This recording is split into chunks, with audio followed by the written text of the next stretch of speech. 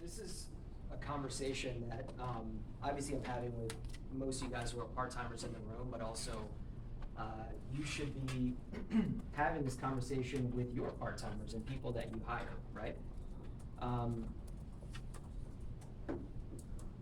Always remember that the reason why companies are the way that they are is because they are trying to instill a level of discipline in people that will yield the corporation results. And the reason why a corporation has to yield productivity, right? They have to be able to extract productivity from their people is because in a traditional system, every person costs them what? Money. So in a corporation, there's no question. You are showing up at this time and you will be working until this time, and this is what our contractual agreement is in terms of what we're going to pay, and this is what you are going to accomplish during that time. And everyone gets free time, time off vacations, but we are going to set a limitation on that because it has to be within the confines of obviously the corporation's bottom line and us succeeding as a company, right? And so they put all these rules in place. Now, if you want to be an entrepreneur, then what you're saying is, I don't want to follow their rules. I want to create my own rules, and I want to do things my way, and maybe doing it my way, I can have more freedom and yield more productivity and more money than what they were going to pay me. But the problem is, when you go out of the employee environment, everybody wants to have control and be their own boss, but not everybody's ready for that freedom. Because when you had a job, if they say come in Saturday morning, right? You are not going out the night before, usually, right? Some people do, but a lot of times you hear people say, hey, I got work in the morning, right? And even if they're out, they're gonna go home early, and you wake up early, and you get dressed, and you go to your job. But then when you're in your own business, now, because you don't have a boss, and you're not a good boss to yourself, and people say be your own boss, yeah, but you're a bad boss to yourself. Now, you're not coming to meetings, you're not doing what you need to do, you're not putting in the work, and weeks go by, you didn't prospect in our business, you didn't set appointments, you didn't do all these things. So the best thing about Primerica can actually be the worst thing about Primerica too. Because some people are wired to be more productive with the stick than with the carrot. Does that make sense? I don't function well with a stick. I don't want you to tell me what to do, right? But if you put a carrot, if you say, hey, you work hard, you can get this, you can go here, you can wear this, you can eat this, you can give that, right? That motivates me. I'm motivated not by the stick, but by the carrot.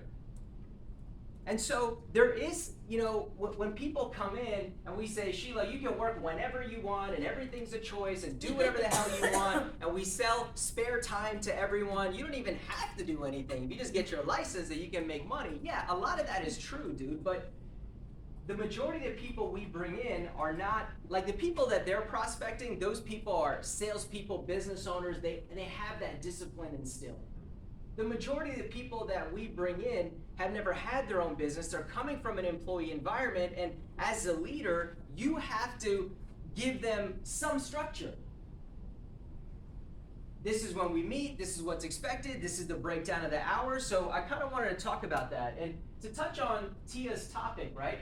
The only work here is setting appointments and being on appointments, including this meeting. This is not actual work for growing your business.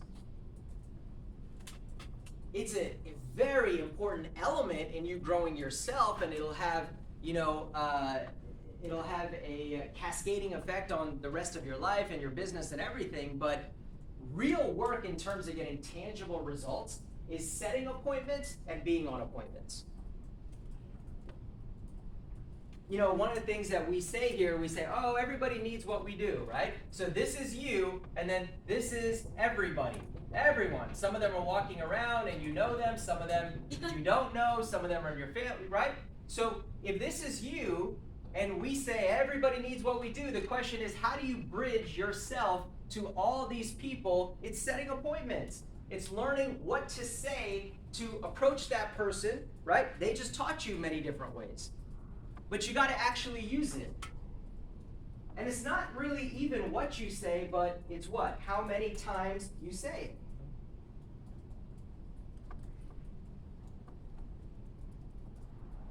and of course being on appointments, right? Setting appointments, being on appointments. So if I'm working with Dimitri, right? Me and you can talk all day long, but during the week, how many appointments did you set and how many appointments did we go on? That was the real work.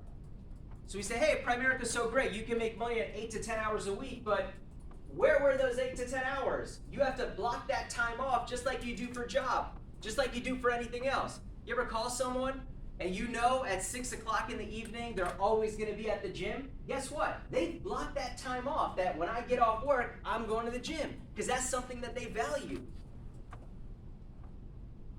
They know, you know, and they know they'll always be there. That you have to work that time in, not for me and my business, for your business. During the week, can you set aside 15 to 20 minutes on your lunch break, at work, after work, before work, where you are thinking about who you can set appointments with, and you're sending out these text messages where we are giving you the words? See, a lot of this is just, are you willing to act on the things that you are being taught? Okay? Recruiting appointments. At 12 o'clock every Wednesday, we have an OP. That's just an abbreviation for opportunity meeting. On Saturdays at 9:30, we have an opportunity meeting. So in order to benefit from these meetings that we have, you want to invite and bring people to these meetings where we do the recruiting for you, right? We have animated videos. You can send someone a video and it'll explain the whole business a lot better than most of us can. Or you can schedule a time where someone on your team or you can do an individual Zoom interview. So I'm just giving you like tangible ways that part-timers can actually work. You got to set the time aside to make the calls and send the text messages, social media, whatever, to get people at these different times, or you can use these different methods here as well. Qualified client appointments, right? Qualified appointments, we call kitchen table appointments. Sometimes we meet in person. We don't do that as much anymore. A lot of it's on Zoom, but you know what? If you have the ability to meet someone in person, I would do that. Right? So if you live in Northern Virginia, they're in Northern Virginia or close in Maryland, right? A lot of times I call you, you are on your way to go see someone. It's not all Zoom. Now you're licensed in how many states? 34. 34. That's crazy, right?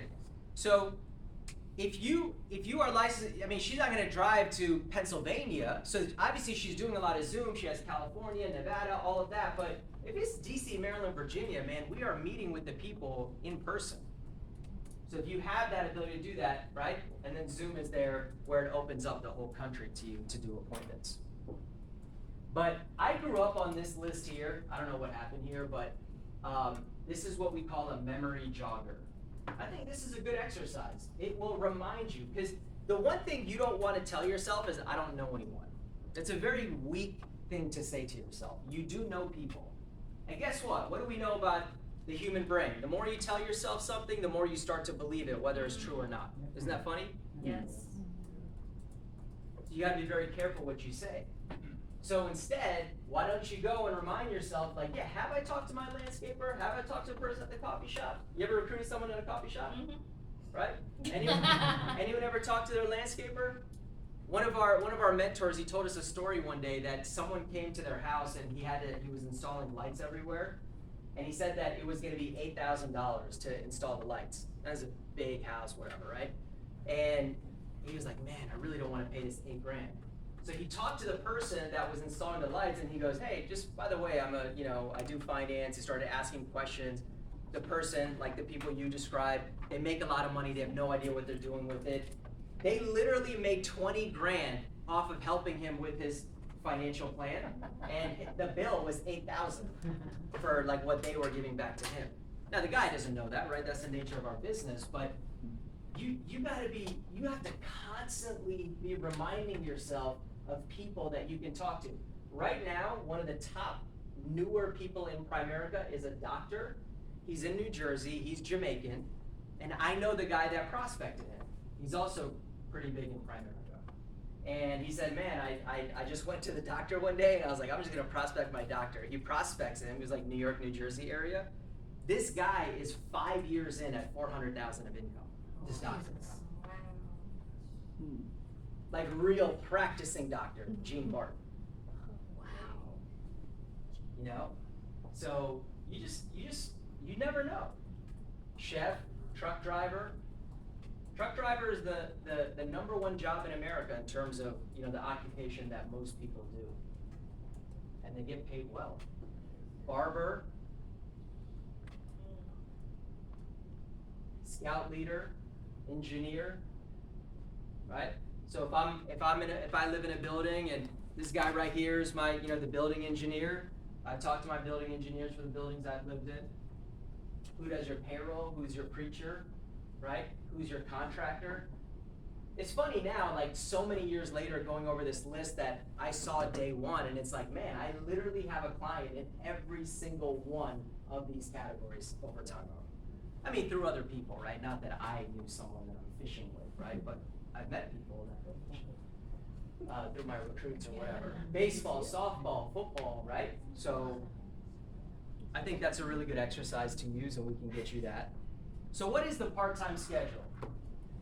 If you give us an hour and a half on Saturdays, we do a couple of Zoom calls with you with clients, that's 2 to 4 hours. Then some of the Zoom calls, we have to meet a second time with the client, that's another 1 to 2 hours. And maybe throughout the week, you set aside, you know, 20 minutes a day, 30 minutes a day, where you are looking through your phone, looking through social media, walking around, whatever, and you're prospecting people to come to the opportunity meetings. Sometimes we have to meet with the new recruits. That's how you get the 8 to 10 hours a week. But you gotta work in that prospecting time. Of course, nobody wants to prospect. That's why most people work for other people. The difference between a business owner and someone who's an employee is prospecting.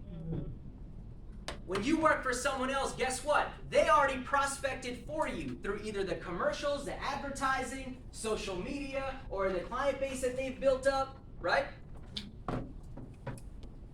You didn't have to find the patient. The patients walked in the door. You were servicing the patient. Kaiser finds the patients. That's why they make billions and everyone else makes a couple $100,000. So if you're thinking, man, I don't want to prospect, none of us do. But that's what leads to the big money. That's the separator. You got to be proud about that. And then let's break down, as a part-timer, what we can look forward to, right? So the average life policy, which now I think this is higher because we do individual ones for husband and wife, but the average life insurance policy is $83 a month. And we get paid on the full year, which is roughly $1,000 a premium. So if you get someone to buy a policy that's $83 a month at a 35% contract, you made $350. What if you do that every week? $1,400 a month. If you're at a 50% contract, that's $500. That's $2,000 a month. This is on one product. You're not doing Roth IRAs and rollovers and annuities on one product. Everybody in here should be making $2,000 a month. And guess what? Once you start making $2,000 a month, immediately tell yourself, I wonder if I can make 4, 5, and that's where it starts. But you got to challenge yourself to go from $1,000 a month to $2,000 a month and so on. But I'm telling you, just like at your job, you got to be on a schedule. Just like the gym, you got to be on a schedule. You cannot be sporadic with your work schedule when you're building your own business. Think about how funny that sounds.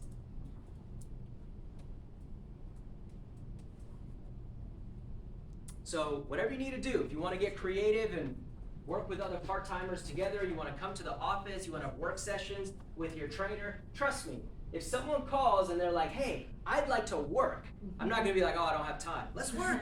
Who you want to go see? Where's your list? Let's make the calls. Let's send out the text messages. We're always willing to work, right?